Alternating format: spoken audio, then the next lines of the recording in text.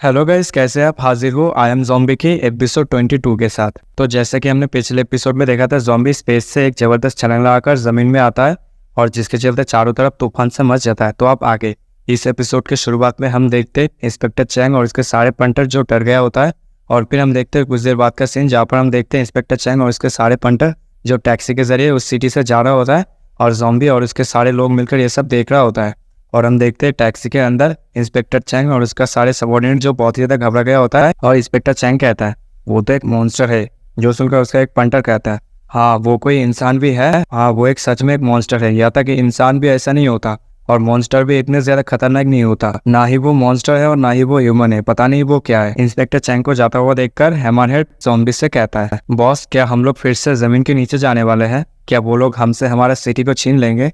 जो सुनकर ब्लैकी कहता है मुझे ऐसा कोई फीलिंग नहीं आ रहा। और हम देखते हैं अपना ज़ॉम्बी हंस रहा होता है। फिर हमारा कहानी सुनने वाला आ जाता है और कहता है चैंग वीरों में वापस लौटने के बाद ज़ॉम्बीज़ की सिटी को अप्रूवल दे दिया है, लेकिन दूसरी तरफ प्लेनेट के दूसरे साइड जहाँ पर हमें एक होल दिखाया जाता है जिसके अंदर देखते वही फैसिलिटी जहाँ पर प्रोफेसर जिमा को कैद करके रखा गया होता है। फिर हम एक लेबोरेटरी का सीन देखते हैं जहाँ पर हम उसी ज़ॉम्बी किंग को देखते हैं जिसको अपने ज़ॉम्बी ने डिफीट किया था, जिसे देखकर एक चीफ कहता है ये ज़ॉम्बी तो सच में एक एबनॉर्मल है। जो सुनकर एक डॉक्टर कहता है हाँ मुझे अभी भी समझ में नहीं आ रहा आखिर उस बंदे ने इस बंदे को कैसे मारा। प्रोफेसर जिमा जो ह्यूमैनिटी का सबसे जीनियस बंदा है वो भी इस तरह के मॉन्स्टर को क्रिएट किया है। सच में वो एक बेसिकली एक गॉड को बनाने की कोशिश कर रहा था। अगर प्रोफेसर जिमा ह्यूमैनिटी के लिए काम करता तो हमारा टेक्नोलॉजी बहुत ही ज्यादा डेवलप हो जाता उसकी मदद से। चलो इसके ऊपर कोई बात करके कोई फायदा नहीं। क्या तुम्हें लगता है ये अभी भी जिंदा है? जो सुनकर वही चीफ कहता है नहीं ऐसा नहीं हो सकता, यहाँ पर कोई भी साइन नहीं है वाइटल पॉइंट की। और हम देखते हैं उनके पीछे एक बंदा जो दो लिक्विड को एक साथ मिक्स कर रहा होता है और उसने एक ब्लूटूथ पहना हुआ होता है। उसके जरिए प्रोफेसर जिमा उसे कुछ कह रहा होता है। प्रोफेसर जिमा कहता है मैं तुम्हें जो कहता हूँ वो करो, CHR-47 को मेन वेसल से मिक्स करो और उसके बाद 1.7 का जो मिक्स वो सब करो। जो सुनकर वो आदमी ये सब मिक्स कर रहा होता है और प्रोफेसर जिमा कहता है इस ज़ॉम्बी का कॉन्शियसनेस सिर्फ डिस्ट्रॉय हुआ है लेकिन इसका बॉडी अभी भी जिंदा है। हमारे पास अभी भी एक चांस है इसे रिवाइव करने का। रुको और तब तक इंतजार करो जब तक तुम्हें एक मौका न मिल जाए ज़ॉम्बी किंग की बॉडी में सॉल्यूशन को इंजेक्ट करने का।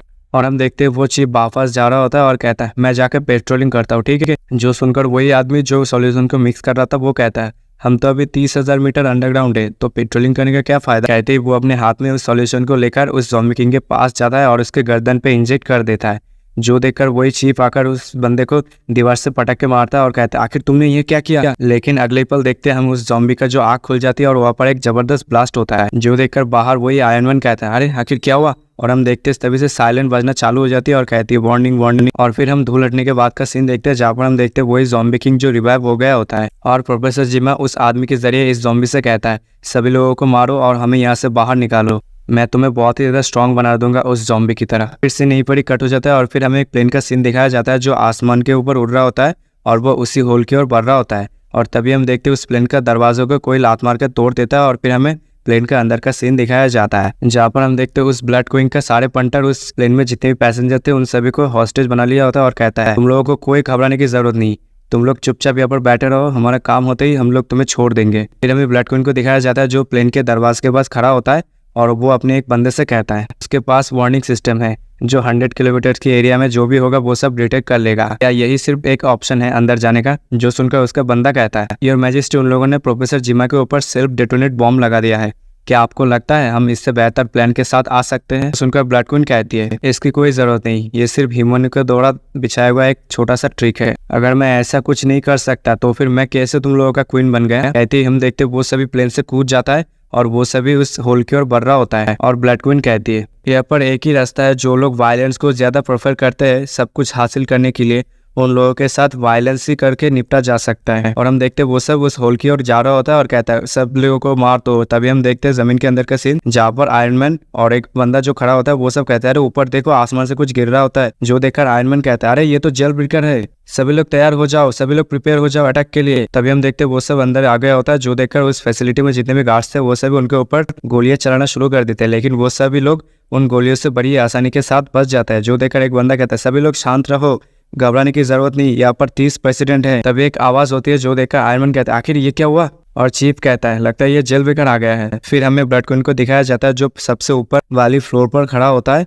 और 320 पर एक बंदा और एक बंदा को दिखाया जाता है और 500 फ्लोर पर चीफ और आयरन मैन को दिखाया जाता है। और फिर हमें 2990 फ्लोर पर उसी जॉम्बी को और 3000 फ्लोर पर प्रोफेसर जिमा को रखा गया होता है। फिर हमें 3000 वाले फ्लोर का सीन दिखाया जाता है, जहाँ पर हमें दिखाया जाता है एक आदमी को जो उस जॉम्बी ने मारकर दीवार पर पटक दिया होता है। फिर वो जॉम्बी प्रोफेसर जिमा की ओर आगे बढ़ते हुए कहता है, मैं तुमसे नफरत करता हूँ, आखिर तुम्हें क्या लगता है मैं तुम्हें बचाऊंगा तुम्हें उस ज़ॉम्बी से? हाँ, मेरे लिए सबसे ज्यादा इंपॉर्टेंट है तुम्हारा मरना। जो सुनकर प्रोफेसर जिमा एक मुस्कुराहट देता है, जो देखकर उसका सबऑर्डिनेट कहता है क्या? तभी प्रोफेसर जिमा उस ज़ॉम्बी से कहता है, उस ज़ॉम्बी से फाइट करने के बाद तुम्हें क्या लगता है तुम अनडिफिटेबल हो? क्या तुम्हें कोई भी नहीं हरा सकता? तुम मेरे क्रिएशन हो, और सबसे बड़ी बात, मैं सिर्फ एक ऑर्डिनरी ह्यूमन हूँ। अगर मैं चाहूँ तुम्हें जिंदा रख सकता हूँ, अगर मैं चाहूँ तुम्हें मार भी सकता हूँ। सो ऐसा कुछ करने की कोशिश मत करना मेरे सामने, क्योंकि तुम बहुत ही ज्यादा यंग हो और तुम मेरे क्रिएशन हो। जो सुनकर वो ज़ॉम्बी भड़क जाता है और फिर प्रोफेसर जिमा कहता है, घबराने की जरूरत नहीं, जब तक तुम मेरे प्लान को हेल्प करोगे पूरा करने में, तब तक मैं तुम्हें जिंदा रखूंगा और फिर बाद में जाकर मैं अपने आप को ही मार दूंगा। जो सुनकर वो ज़ॉम्बी हंसते हुए कहता है, सच में इंसान, तुम दूसरे जीव से भी ज्यादा खतरनाक होते हो। जैसा कि तुमने मुझे कहा तुम उस ज़ॉम्बी की तरह मुझे स्ट्रांग बना देगे, क्या ये सच है? जो सुनकर प्रोफेसर जिमा कहता है, हाँ, मैं तुमसे प्रॉमिस करता हूँ, मैं कभी भी अपने शब्दों से नहीं हटता। फिर हमें उसी होल के अंदर का सीन दिखाया जाता है, जहाँ पर हम देखते हैं जबरदस्त फाइट चालू हो जाता है। एक तरफ ब्लड क्वीन के आदमी और दूसरी तरफ फैसिलिटी के आदमी। आयरन मैन के सबऑर्डिनेट कहता है, आखिर ये लोग कौन है? आखिर तुम लोग इधर किस लिए आए हो? जो सुनकर ब्लड क्वीन का एक आदमी कहता है, मैं अपने टाइम को बर्बाद नहीं करना चाहता है ऐसी फेतू की बात करके। फिर हम देखते हैं ब्लड क्वीन आगे आती है और फिर उन सभी से कहती है, तुम लोगों के पास सिर्फ दो ही चॉइस है, या तो तुम लोग प्रोफेसर जिमा को मेरे हवाले कर दो जिसके चलते तुम लोग जिंदा रहोगे, अगर तुम नहीं करते तो फिर तुम लोग मेरी ट्रू पावर का एक्सपीरियंस करोगे। जो सुनकर वो सभी लोग बहुत ही ज्यादा भड़क जाते हैं और हम देखते हैं आयरन मैन का जो सबऑर्डिनेट होता है और बाकी सारे जितने भी चीफ थे वो सभी ब्लड क्वीन के ऊपर अटैक करने के लिए आगे बढ़ता है। लेकिन हम अगले ही पल देखते हैं आयरन मैन का जो बंदा होता है उसका हाथ नीचे गिरा होता है और वहाँ पर जितने भी चीफ थे वो सभी नीचे गिर गया होता है और आपस में बात कर रहा होता है, आखिर क्या हुआ यहाँ पर, मैं कुछ भी देख नहीं पाया। जो देखकर हम देखते हैं ऊपर जितने भी गार्ड्स थे वो सभी घबरा गया होता है और कहते हैं, मम्मी ये क्या था? तभी वो लोग बड़ी तेजी से अपने गन से ब्लड क्वीन के ऊपर फायर कर देते और वो लोग ब्लड क्वीन के ऊपर फायर करते थे। लेकिन हम देखते हैं जितने भी गोलियां ब्लड क्वीन की ओर गए थे वो सभी ब्लड क्वीन की बॉडी में लगकर वहीं पर ही चपटा हो जा रहा होता है। यहाँ तक हम देखते हैं एक गोली आकर ब्लड क्वीन के आंख में लगती है, लेकिन वो गोली वहीं पर चपटा हो जाता है। जो देखकर ब्लड क्वीन की वही लड़की सबऑर्डिनेट कहता है, सच में ह्यूमन टेक्नोलॉजी बहुत ही ज्यादा गया गुजरा है। अभी हम देखते हैं प्रोफेसर जिमा को जहाँ पर रखा गया होता है वहाँ पर एक जबरदस्त ब्लास्ट होता है। जो देखकर प्रोफेसर जिमा की सबऑर्डिनेट कहता है, प्रोफेसर क्या उन लोगों ने नहीं कहा था अगर कोई भी इस बॉम्ब के करीब आया तो बॉम्ब अपने आप ही ब्लास्ट हो जाएगा? तो फिर ये बॉम्ब कैसे ऑफ हो गया? जो सुनकर प्रोफेसर जिमा कहता है, इस दुनिया में कोई भी परफेक्ट सिस्टम नाम का कोई चीज नहीं होता। जब तुम किसी भी सिस्टम को पावर को कट डाउन कर देते हो तब 2 सेकंड के लिए गैप रह जाता है जब तक सेंसर ऑनलाइन नहीं आ जाता।